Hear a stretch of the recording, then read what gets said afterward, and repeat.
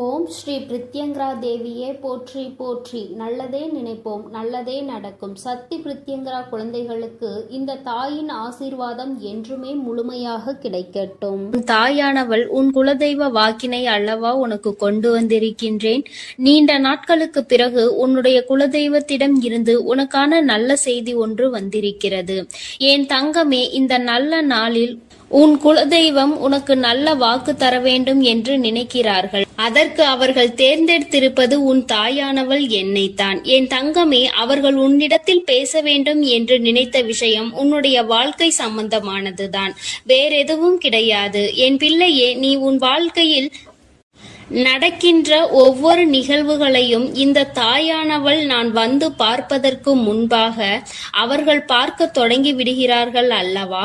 அவர்கள்தானே முதன்மையானவர்கள். நீ என்ன நிகழ்வுகளை இல்லத்தில் நடத்தினாலும், உன் வாழ்க்கையில் என்ன நடந்தாலும் அது யாருக்கு தெரிகின்றதோ இல்லையோ, உன்னுடைய குலதெய்வத்திற்கு சர்வ நிச்சயமாக தெரியும் என்பதில் எந்த ஒரு மாற்று கருத்தும் கிடையாது. இந்த தாயானவள் நானே உன் குலதெய்வத்திற்கு பின்னால் தான் உன்னை காண வர முடியும் என்பதை நீ புரிந்து கொள்ள வேண்டும்.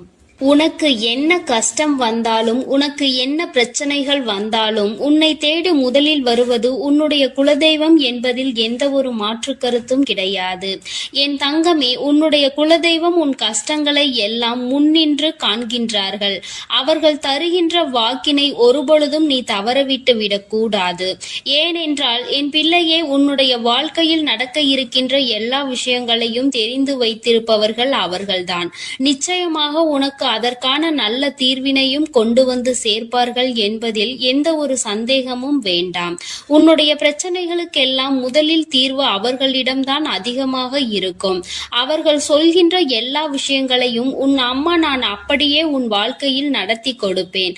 நான் தனித்து நின்று எதையும் உன் வாழ்க்கையில் செய்வது கிடையாது. உன் குலதெய்வத்திடம் இருந்து கருத்து கேட்டுதான் உன் வாழ்க்கையில் என்ன நடத்த வேண்டும் என்ற முடிவுகளை நான் எடுக்க முடியும். இது நாள் வரையிலும் உன் வாழ்க்கையில் நீ எத்தனையோ வேதனைகளை அனுபவித்திருப்பாய், எத்தனையோ கஷ்டங்களை கண்டிருக்கின்றாய், எத்தனையோ சோதனைகளையும் நீ கண்டிருக்கின்றாய். பல சோதனைகளை கண்டு இந்த வாழ்க்கையில் நீ வெற்றி பெறக்கூடிய சூழ்நிலையை இப்பொழுதுதான் உணர தொடங்கி இருக்கின்றாய். அதனால்தான் இன்று உன்னுடைய குலதெய்வத்தின் வாக்கினை நான் கொண்டு வந்திருக்கின்றேன். என் அன்பு பிள்ளையே, இந்த நல்ல நாளில் குலதெய்வத்தின் வாக்கு கிடைப்பது என்பது அத்தனை சாதாரண விஷயம் கிடையாது. என் தங்கமே, அதனால் உனக்கு கிடைக்கும் பொழுது அதனை நீ சரியாக உன் வாழ்க்கையில் பயன்படுத்திக்கொள் என்றுதான் அம்மா சொல்கின்றேன். என்றென்றைக்கும் உனக்கு நல்ல ஆசீர்வாதங்களை வழங்கி கொண்டு இருக்கின்றார்கள்.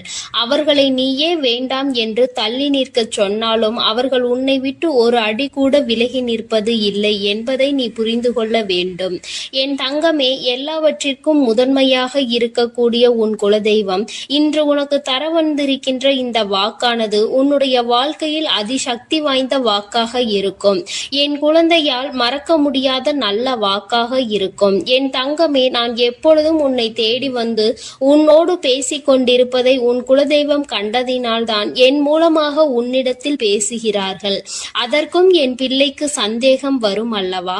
குலதெய்வம் என்னிடத்தில் பேச வேண்டியதுதானே, எதற்காக உன் மூலமாக என்னிடத்தில் பேசுகிறார்கள் என்ற சந்தேகம் உனக்கு வரத்தானே செய்யும். என் தங்கமே, உன்னுடைய சந்தேகத்திற்கான பதிலை நான் இப்பொழுதே உன்னிடம் சொல்லிவிடுகின்றேன்.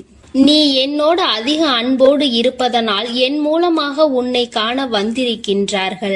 அப்படியானால் ஒரே நேரத்தில் உன்னுடைய குலதெய்வத்தையும் உன்னுடைய இஷ்ட தெய்வத்தையும் கண்டுவிட்ட பலன் உனக்கு கிடைத்து விடும் அல்லவா?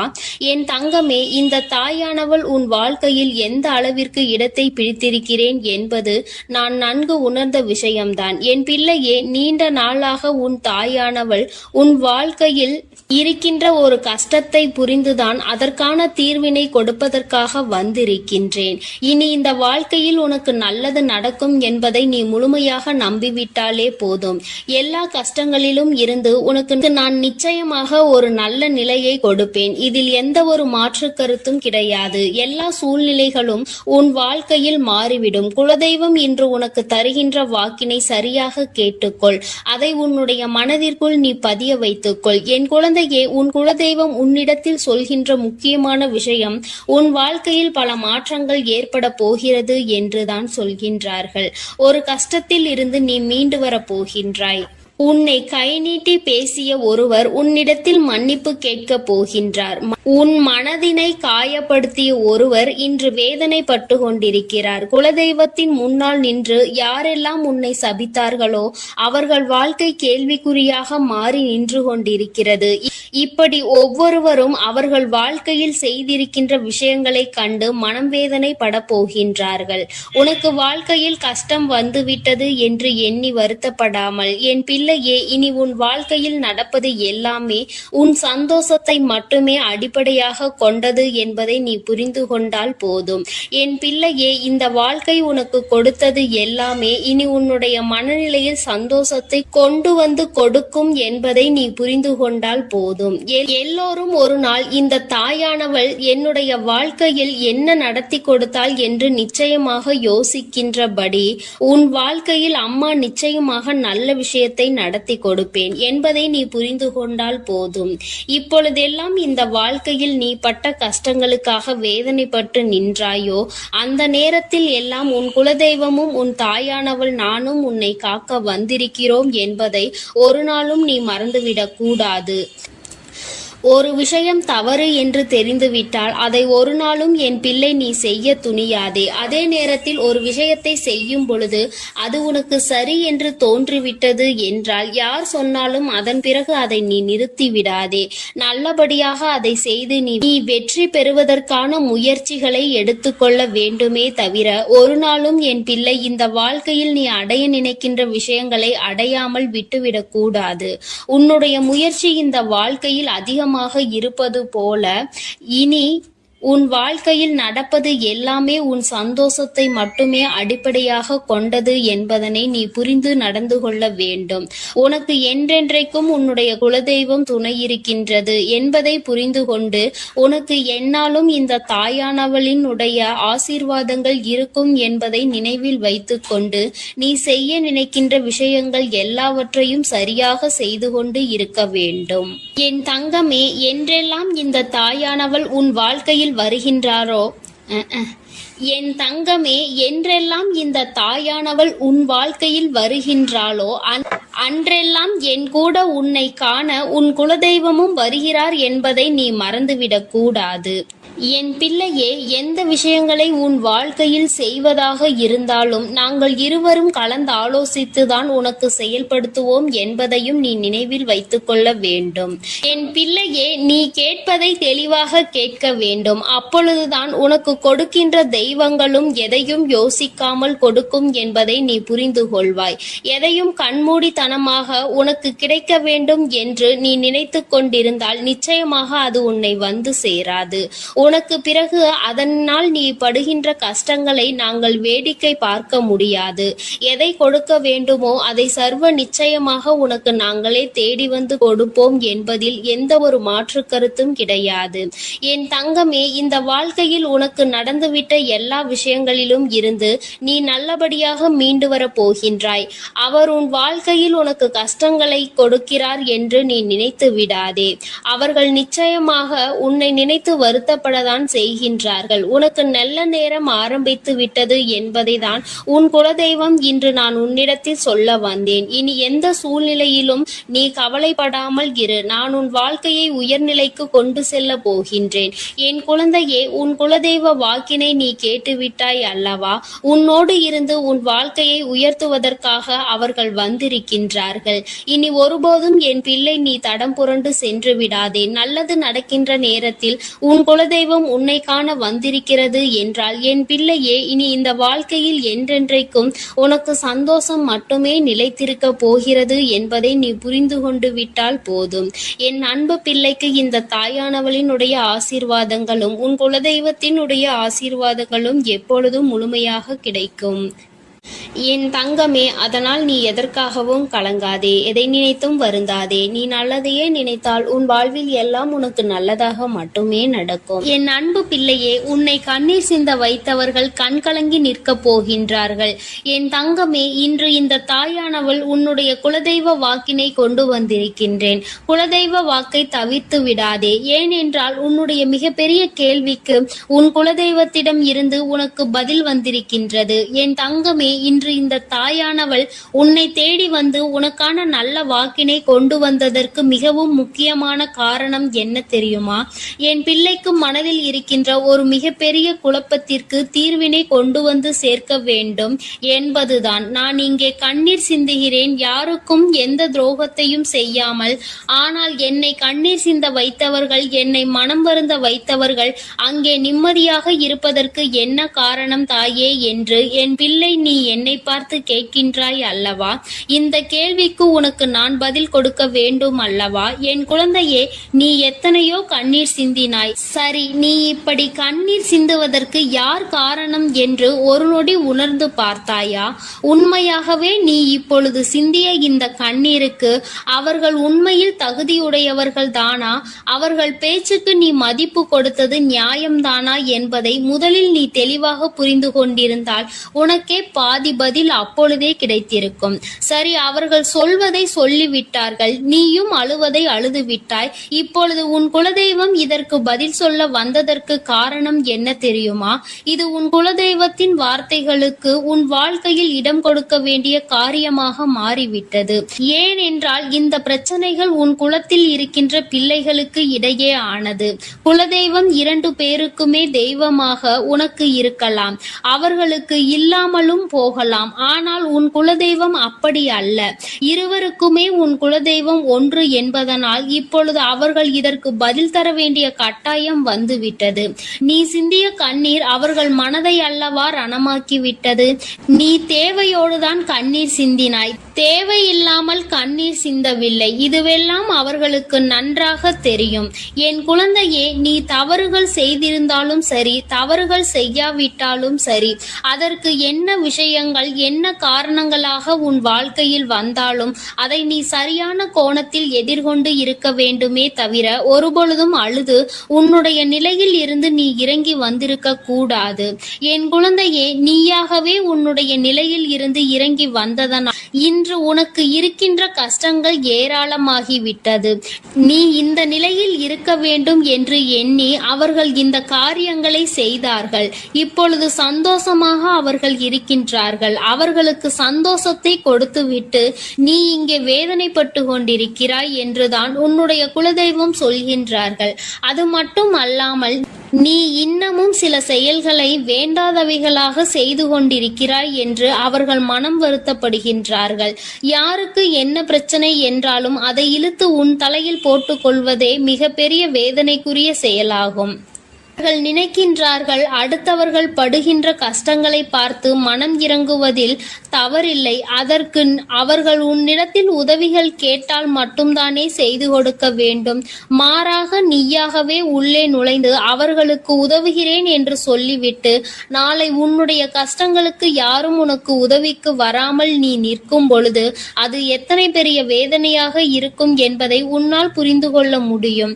அதற்காக கைமாறு கருதாமல் உதவி செய்ய வேண்டும் என்று சொல்லி இருக்கின்ற பொழுது நீ உதவிகளை செய்யக்கூடாது என்று சொல்கின்றேனே என்று என் பிள்ளை நீ நினைக்கலாம். என் தங்கமே, வாழ்க்கையில் இப்பொழுதெல்லாம் பல மாற்றங்கள் வந்துவிட்டது. முன்பு போல இப்பொழுது இருக்கின்றவர்கள் எல்லாம் இல்லை. ஒரு உதவியை செய், அதற்கு கைமாறு எதிர்பார்ப்பது மட்டும் அல்லாமல் அந்த உதவிகளை செய்தவர்களுக்கே குழி தோண்ட நினைப்பதுதானே இப்பொழுது இருக்கின்ற மனிதர்களின் மனநிலையாக இருந்து கொண்டிருக்கிறது. அடுத்தவர்கள் வாழ்க்கையில் கெடுதல் நினைக்க ஒருவரும் ஒரு அளவு கூட சிந்திப்பது கிடையாது. யாருக்கு வேண்டுமானாலும் என்ன வேண்டுமானாலும் செய்ய நினைக்கிறார்கள். அதனால் அவர்கள் நினைக்கின்ற விஷயங்கள் எல்லாம் சரிதான் என்று எல்லாவற்றையும் விட்டுவிடக் கூடாது என்றுதான் உன் குலதெய்வம் சொல்கின்றார்கள். வேண்டியவர்கள் வேண்டாதவர்கள் என்றெல்லாம் இப்பொழுது கிடையாது.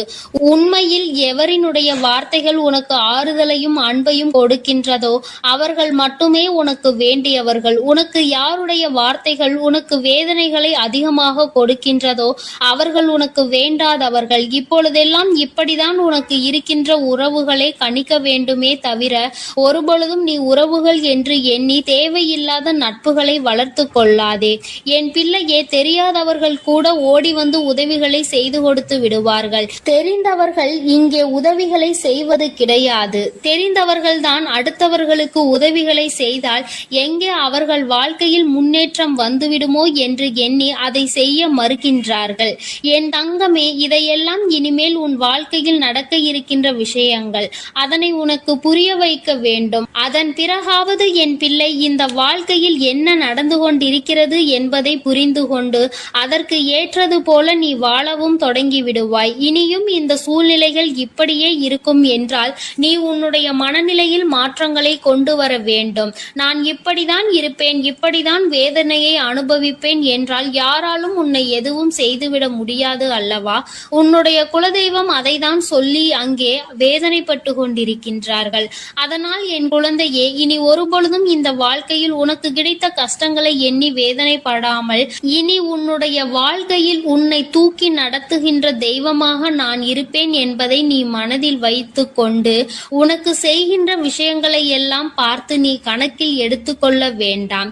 யாரை விட்டுவிட வேண்டும் என்பது உன்னுடைய கையில் தான் இருக்கிறது. எல்லாவற்றிற்கும் மேலாக இந்த வாழ்க்கை உனக்கு கொடுக்க நினைத்த சோதனைகளை எல்லாம் நீ கடந்து வந்து யார் உன்னை அள வைத்தார்களோ அவர்கள் முன்னிலையில் நீ வாழ்ந்து காட்ட வேண்டும். உன் குலதெய்வம் இன்னொன்றையும் சொல்லி இருக்கின்றார்கள். உன்னை கண்ணீர் சிந்த வைத்தவர்கள் அங்கே மிகுந்த மனவேதனைக்கு ஆளாகி நிற்கப் போகின்றார்கள்.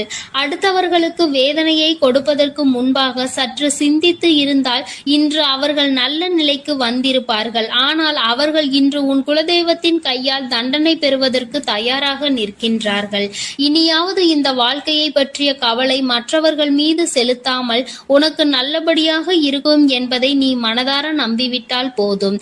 எப்பொழுதுமே உனக்கு மன நிம்மதி கிடைக்கும். உன் குலதெய்வம் உனக்கு துணையாக இருக்கின்றது. உன் குலத்தில் இருக்கின்றவர்கள் தானே என்று அவர்கள் யாரையும் விட்டுவிடுவதில்லை. அவர்கள் தவறு செய்கின்றவர்களுக்கு தண்டனை என்ற ஒன்று எப்பொழுதும் கிடைத்தே தீரும் என்றுதான் சொல்கின்றார்கள்.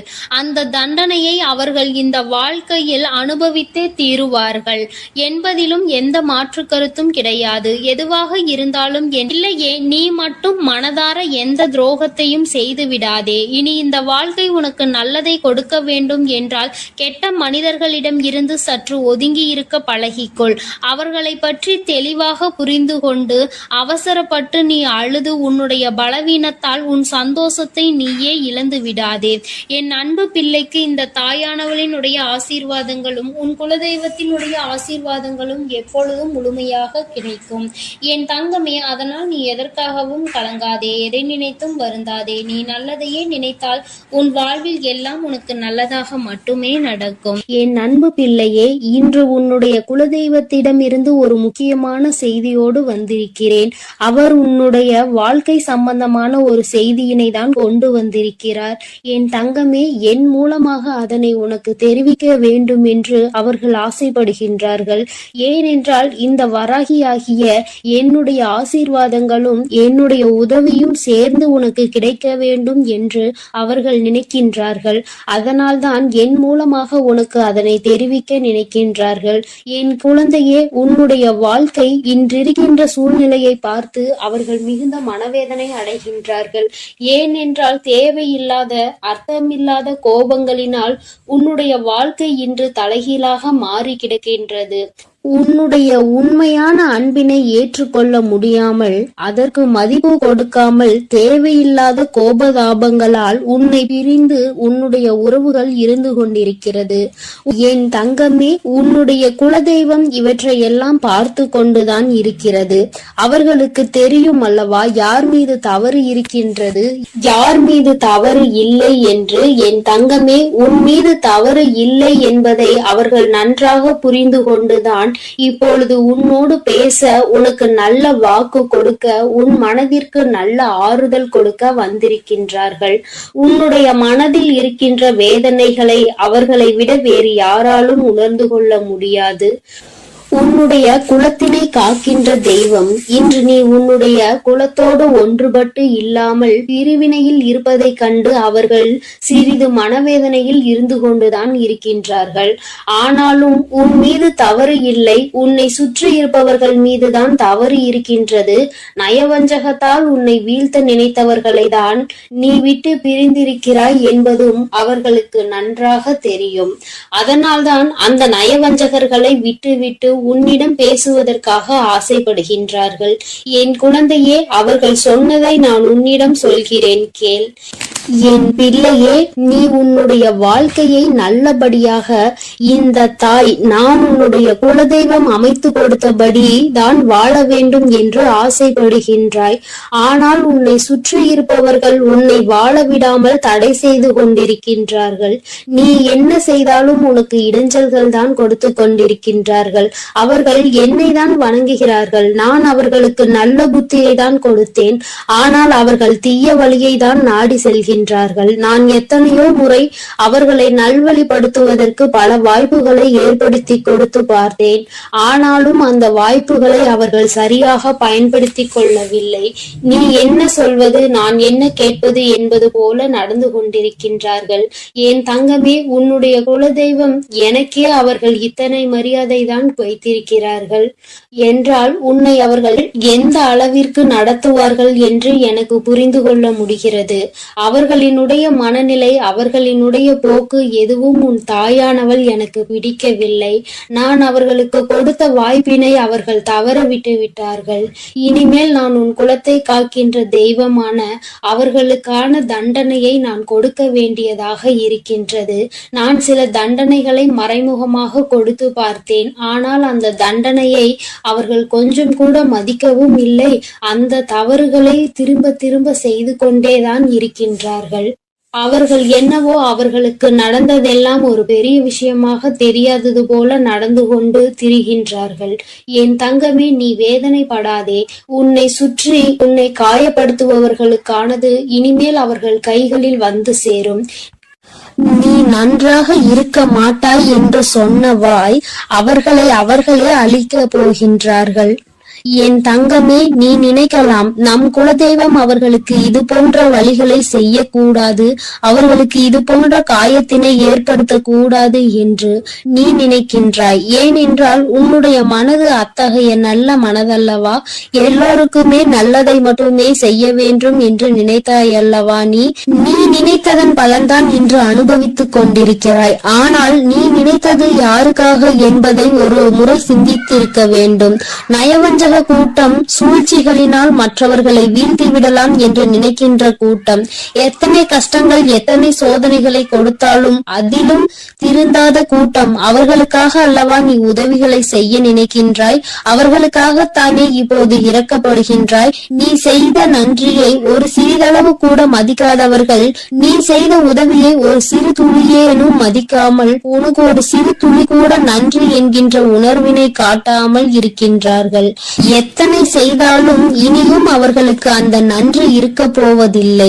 எதிர்பார்ப்பதும் தவறான விஷயம். ஏனென்றால் அவர்களுக்கு மனித குணம் என்பது இல்லாமல் போய்விட்டது. அவர்கள் தீய சக்தியின் பிடியில் இருந்து கொண்டிருக்கின்றார்கள். அதனால் அவர்களை தீய சக்தியின் பிடியில் இருந்து மீட்டெடுப்பதோடு மட்டுமல்லாமல் நல்ல பாடத்தினை புகட்ட வேண்டுவது உன்னுடைய குலதெய்வத்தினுடைய கடமையாக இருக்கின்றது. என் தங்கமே, நீ வேதனைப்படாதே. உன் வாழ்க்கை சில சமயங்களில் உனக்கு பிரச்சனைகளை தரும் பொழுதெல்லாம் நீ நினைக்கின்றாய், அவர்கள் விட்ட சாபமாக இருக்குமோ, நம்மை சுற்றி சுற்றி நமக்கு செய்ய நினைத்த தீய வினைகளாக இருக்கும் என்று. என் தங்கமே, நிச்சயமாக அவர்களின் சாபங்களோ அவர்கள் தீய வினைகளும் ஒருபோதும் உன் வாழ்க்கையில் பலிக்காது. இதுவரை பலிக்கவும் இல்லை. உன்னுடைய வாழ்க்கையில் நடந்து கொண்டிருக்கின்ற பிரச்சனைகளுக்கு உன்னோடு இருப்பவர்களே காரணமாக இருக்கின்றார்கள்.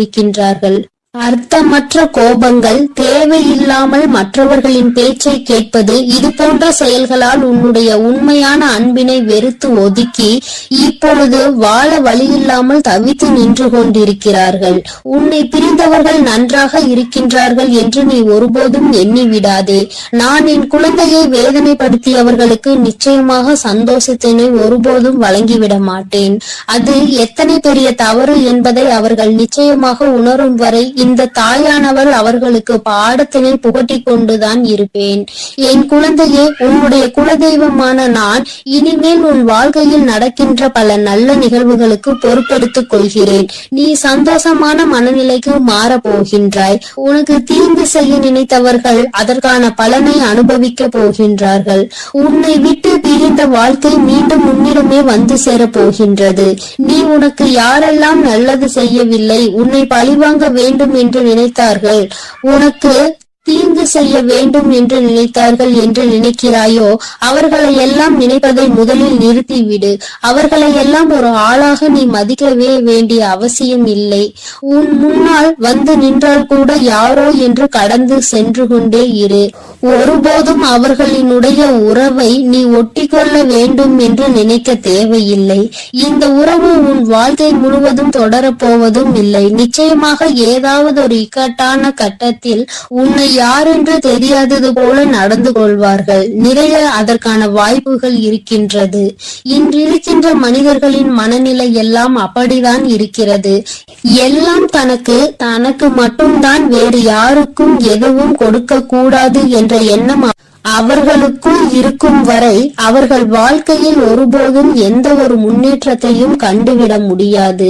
என் குழந்தைகளை நான் என்னுடைய குடும்பம் ஒற்றுமையாக இருக்க வேண்டும் என்றுதான் ஆசைப்பட்டேன். ஆனால் அதில் இது போன்ற நயவஞ்சகர்கள் இருக்கும் பொழுது நானே ஒற்றுமையாக இருப்பதே எப்படி என்று யோசிக்க ஆரம்பித்து விட்டேன். இது போன்ற நயவஞ்சகர்களின் பிடியில் என்னுடைய குழந்தை சிக்காமல் இருப்பதே நல்லது என்பதை உணர்ந்து கொண்டேன். எனக்கு என்ன கஷ்டம் வந்தாலும் என்னுடைய குலதெய்வம் என்னை கைவிடாது, என்னை நிச்சயமாக காப்பாற்றும் என்று நீ நல்ல எண்ணத்தோடு நினைக்கின்றாய் அல்லவா? நிச்சயமாக உன்னை ஒருபோதும் நான் கைவிட மாட்டேன்.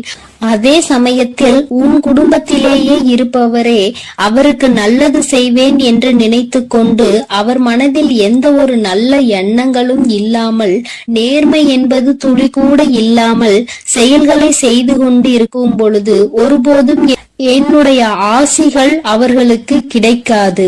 என் தங்கமே, உன்னுடைய குலதெய்வத்தினை வாக்கினை கேட்டாய் அல்லவா?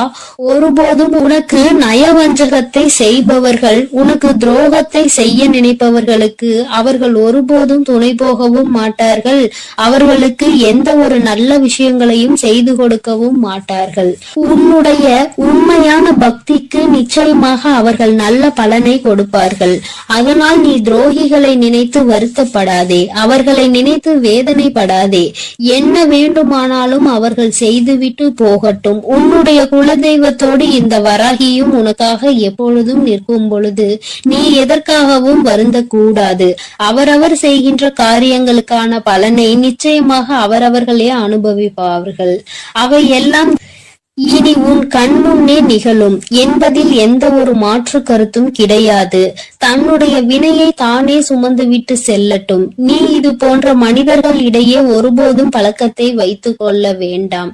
இனியும் இந்த நட்பு தொடருவதனால் எந்த ஒரு பயனும் இல்லை. என் செல்ல குழந்தையே, அதனால் நீ கவனமாக இரு. நானும் உன் குலதெய்வமும் எப்போதும் உன்னோடே இருக்கிறோம். நீ எதற்காகவும் கலங்கி நிற்க வேண்டாம். நான் உங்களோடு இருந்து உங்களை எப்பொழுதும் வழிநடத்தி சென்று கொண்டேதான் இருக்கிறோம்.